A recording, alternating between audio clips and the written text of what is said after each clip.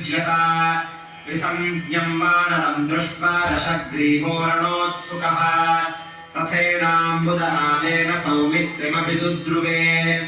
आसाद्यरणमध्ये तं वारयित्वा स्थितोज्ज्वलन्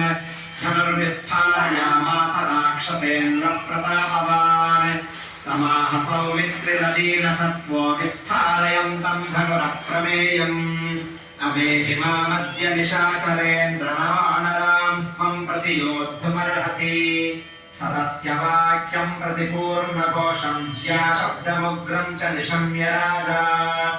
आसाद्य सौमित्रिमुपस्थितं तं रोषान्वितं वाचमोचरक्षासि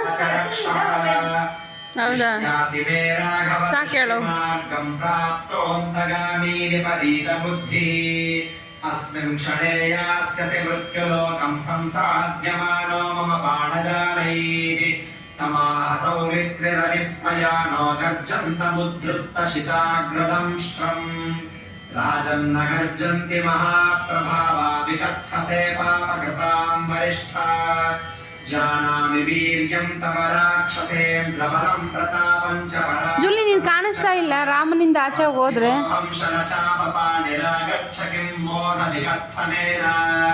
स एव मुक्तः कुपितः ससज्ज रक्षोऽधिपः सप्तशरान् सुपुङ्खान् ರಾಮ ಏನ್ ಮಾಡ್ತಿದ್ಯಾ काञ्चन चित्रपुङ्खैश्चिच्छेदबाणैर्निशिताग्रैः ಬಾ ಇಲ್ಲಿ ಬಾ